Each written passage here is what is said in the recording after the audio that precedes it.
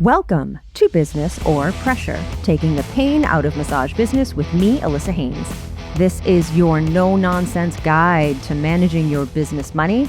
It's our mission to make sure that every massage therapist and bodyworker has the tools to make a living wage in a thriving business. Let's jump in and talk about our sponsor, Pure Pro Massage product. Discerning massage therapists deserve a high-quality product that perfectly supports and enhances our healing work.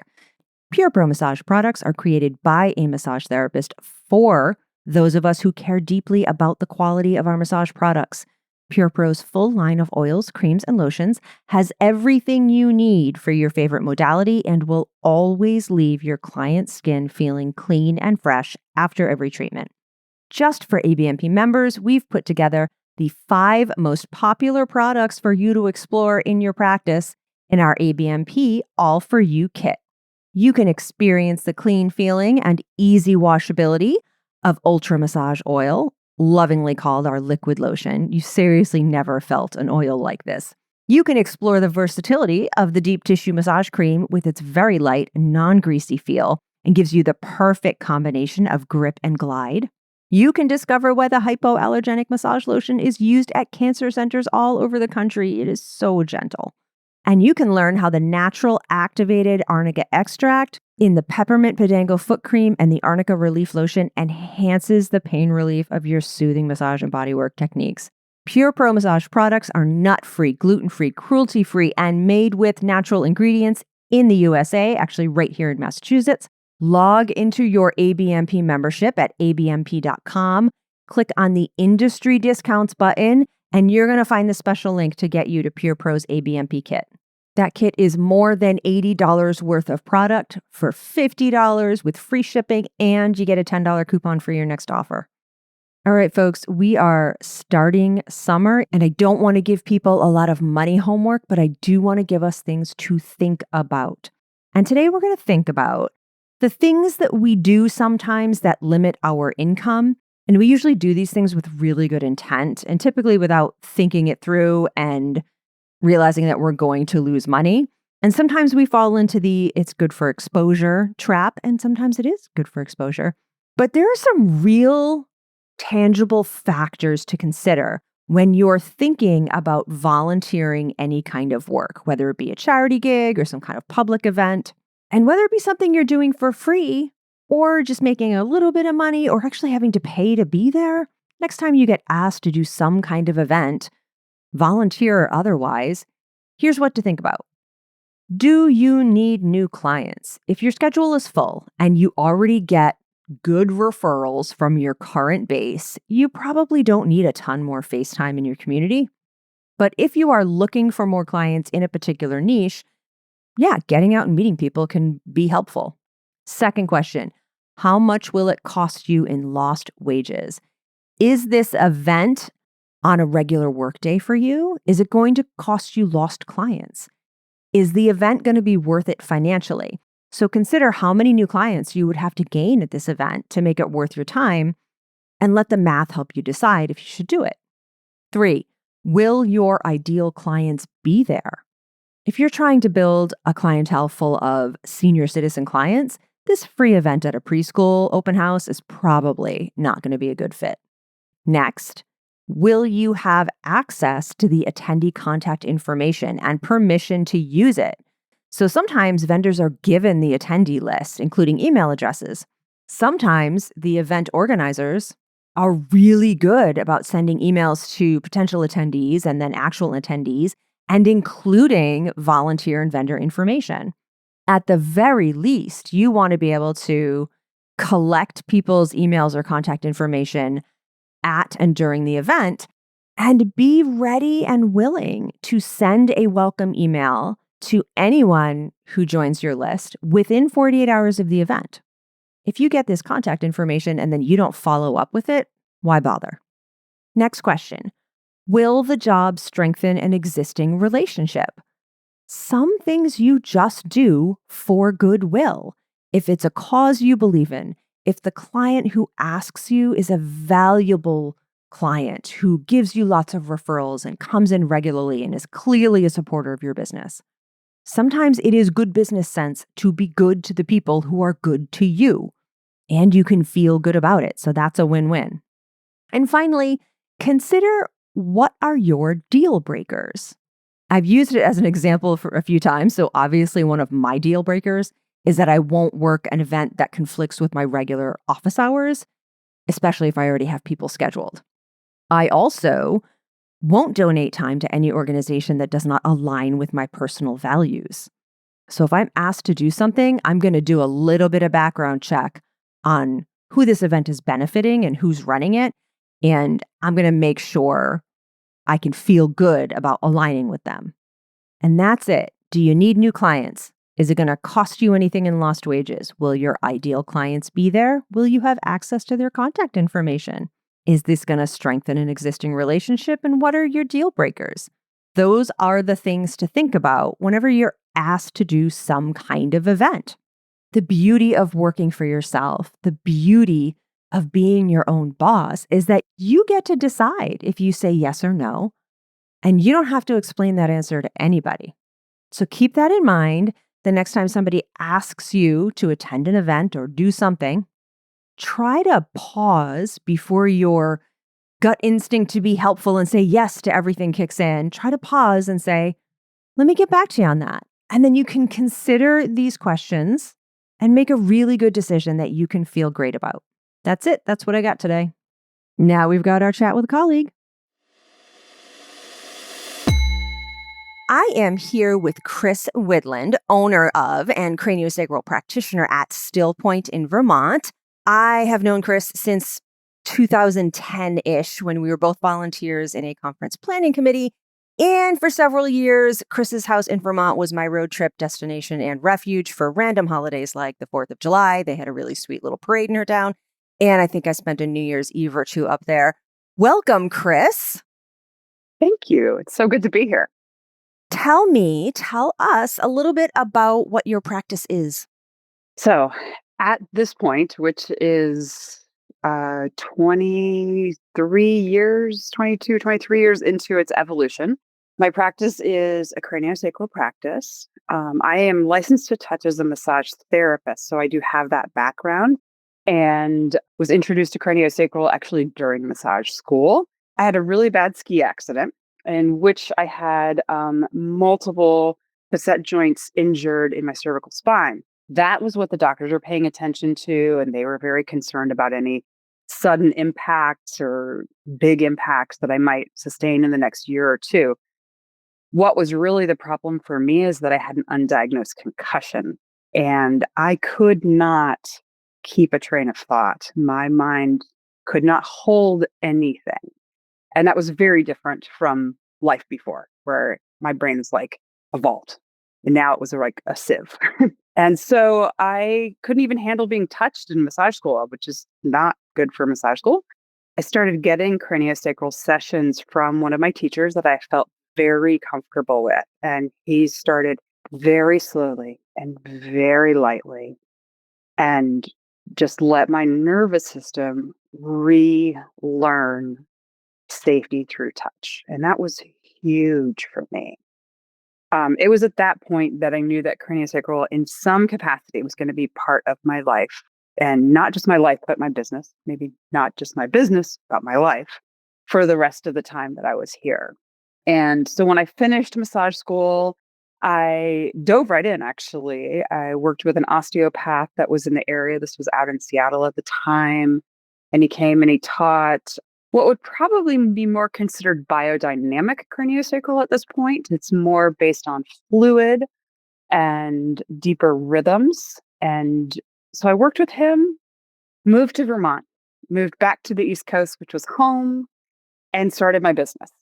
And had none of the resources that I had had when I was in Seattle, where my massage school was, and just knew that I could be really stubborn and I could put my head down and I could grind away and get those patients and get those clients. And I built a practice like that. And I burnt out pretty quickly. I was calling forth people who were in chronic pain, and they came with their chronic pain and they stayed with their chronic pain. And as many of you probably know, chronic pain is not necessarily something that goes away. And that was very depleting for me. However, some of my chronic pain clients did get better, which was kind of remarkable. And my first response was, um, okay, I'm done with you. Like, this is all I do. I just work with people that have chronic pain. So you're better now. Like, you need to find someone else. And they pushed back, which was great because that initial pushback that I got from those clients in that first 4 years was the beginning of the practice that I have now and that I deeply value in the way that it's become and become structured. I'll skip all the intermediary steps other than to say I went back to craniosacral therapy, and the French osteopath who was coming to Seattle for whatever reason stopped doing that. So I entered into the upledger track, and it's a little bit different than biodynamic. It's more fascia, more does involve fluid and rhythm, but I felt at that time it really was more fascia, more physical. And it was starting over, but it was starting over a little bit different. So I got to deal with some of my ego as that came up because I already knew all this stuff or thought I did. And went through the track with Upledger, met Allissa around this time, and had very big investment in the massage community, specifically in Vermont. I was invested in creating a licensure that would not only protect the public, but would also protect the therapist. Vermont was one of the last holdouts to have any sort of regulation around it. And at the same time, I was also trying to get pregnant. And so there was a lot on my plate. I was trying to do everything. I just kept adding, I never took away. And even though my practice had softened and eased, I was still working full time, which at that point was 4 days a week. That's all full time has ever been for me as a therapist, as a body worker. The licensure didn't go through, and the committee that I sat on with Allissa, I stepped away from, and I focused a lot of energy on caring for myself. And I think this was the first time in my life that I did that. Up until then, I had really spent a lot of time caring for others, figuring out what others needed, and trying to fill those gaps for them. So it actually took quite a few years to get pregnant. It took giving up on getting pregnant to get pregnant. So my life changed when I got pregnant. I was 39 years old, which is officially meaning at that time I was geriatric. And my focus went to my newborn, and I had to stop actually practicing body work because about a few weeks into my second trimester, I literally couldn't retrieve all of my arm after putting it underneath the client. It was like every joint separated just too far. And my belly got big really quickly. So I also couldn't reach around my clients. And the thing I first want to say right now is that they were wonderful about it. They knew that what they had gotten up to that point was what they needed. And they trusted that if that relationship was going to continue, that it would. And I didn't feel safe and secure about that. I was definitely like, am I going to come back? I don't know. I'm going to come back. How do I start over? I haven't started over. But I had to let it all go because that's what delivering a baby does to you. And I wasn't ready to come back. I wasn't ready to be away from my daughter until she was about 6 months old. And even then, it was very, very hard. So I started back 1 day a week. Eventually, I got back to 2 days a week. And I tried 3 days and I couldn't do it. So now, 13 years later, because she just turned 13, my practice is a 2 day a week practice. And that is the perfect amount. I have been through other major pauses in my practice since then with COVID, the pandemic, meaning that I wasn't touching people with the pandemic. And then I was sick for a year immediately following the pandemic, which meant I couldn't touch people because I was so sick. I wasn't contagious, but I didn't have any capacity.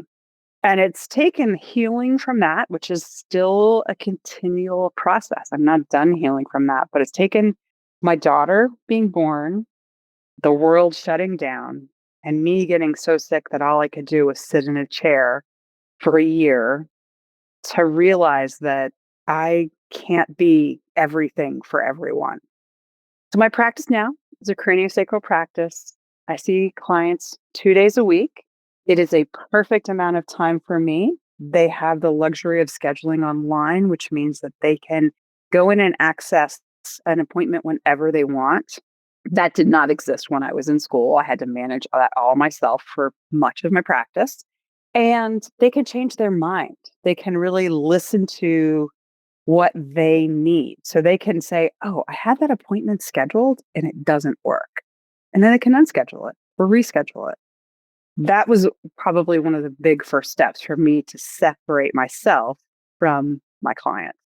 What would you do differently, or what would you like to have known if you could go back in time and start your business again from scratch? So I would have liked to know that it wasn't all my job, that I didn't have to do everything and that I didn't have to do everything for everyone. We in school, I had a very extensive training, and so they taught us everything, and I'm not just talking about the hands-on work. I'm talking about all the bookkeeping, I'm talking about business plans, I'm talking about all of the behind the scenes stuff that I wasn't that interested in, but my brain was such that I could do it. And so I wish that I had known it wasn't my job.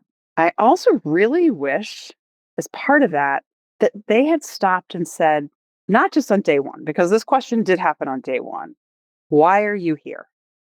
What is your motivation to become a body worker? What's your intention behind it? We sat in a circle on day one and they asked us that question. And most people were like, well, my friends say I give a good back rub and I want to help people. And my answer was, I want to work with folks with traumatic brain injuries. Not something I ended up doing, but that's where I came from. But all of our motivations were about other people. And I really wish they had asked us to go a little bit deeper and said, okay, you want to do this for someone else. Why? What does it bring you? What does it spark honor in you? Why are you here? Why are you still here? And have those reasons changed from what they were in the beginning? I feel like I would have continued massage school, and I might have, who knows, started to look inward sooner. Started to really find what works for me sooner, rather than creating something for everyone else. I'll give you an example. This is a really kind of almost trite example. I have this absolutely lovely office. I mean, it's just amazing. And when I had moved into it, it was a couple of years after my daughter was born. I set it up in such a way that it was very comfortable for my clients. They would walk in, they didn't have to go far to have a seat. The place where they sat down, the ceiling was of average height, so it had a little bit more of like a womb held feeling. The rest of the massage space was a tall ceiling. It was more open and airy and bright. And I just, made sure as you do these things that the table was in the perfect place, that they didn't have to reach too far, and that everything they needed was very accessible to them. But what I didn't do was to make sure that everything I needed, the person who spent the most time in the office, was accessible and convenient and comfortable and fed me. I didn't realize this until I took my office completely apart during the pandemic, packed it all up. I needed to do that, so I knew that if I wanted to come back, I could, but I didn't have to. And when I came back, I realized, oh no, this needs to be my haven that I welcome clients to come into.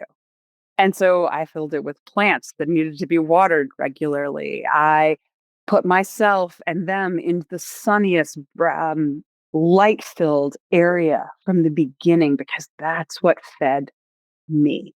And if I was fed, if I was nurtured, if I was filled, then I knew that I could hold space, hold presence for them. I think that's hilarious because when I changed offices, when I shut down in like May of 2020, and then I reopened in that following fall, just as a single person office, essentially, I made the waiting area and like my reception and my desk area. Like, I realized not long ago, it's like the nicest place of the office. Like, it's where the light comes in. So that's just lucky.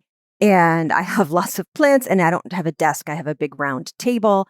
And I brought in like a really cozy armchair that I sit in.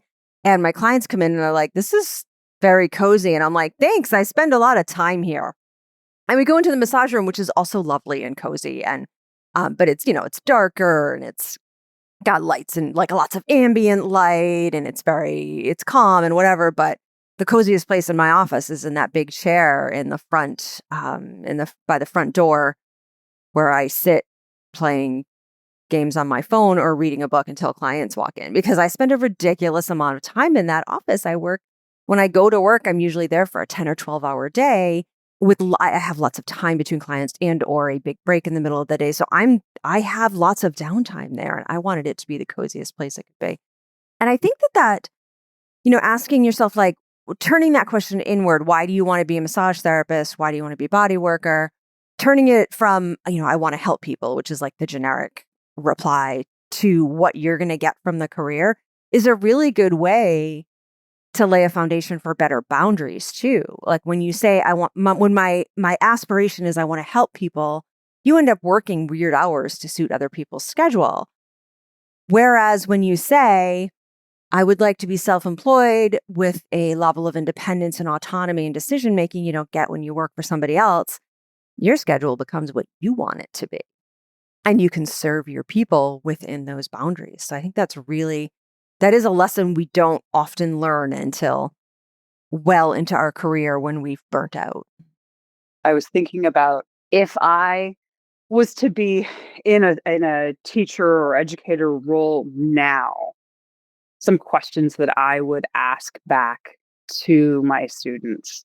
And basically to get them thinking about what is their responsibility, what is their job, and in the concept of not being able to do everything for everyone. I just wanted to share these with you. It's just 4 questions, and they're intentionally listed in this order because I think they help dive a little bit deeper each time.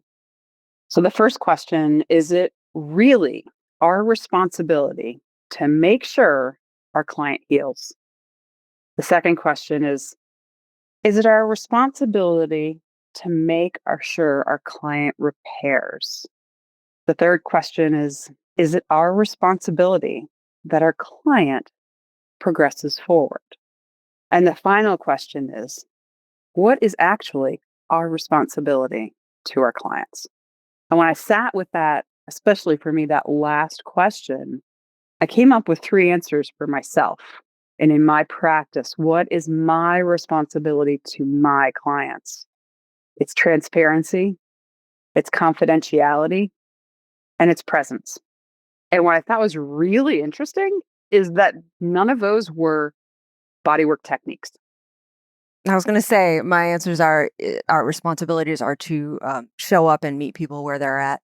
Is it? And like, is it my responsibility to make sure my client's healing or progressing? Like, not really. It's also not really within our power. So maybe take that off your plate. Thank you for joining us, Chris. That's my pleasure. We appreciate you and your 23 odd years of wisdom. If you have a question about running your massage business or an idea for an episode, I would love you to reach out, businessorpressure@abmp.com. You can also find me building websites and coaching massage therapists at deepbreathdigital.com. And make sure you're subscribed to ABMP's podcast so you don't miss a beat. I'll meet you right back here for the next episode. I can't wait.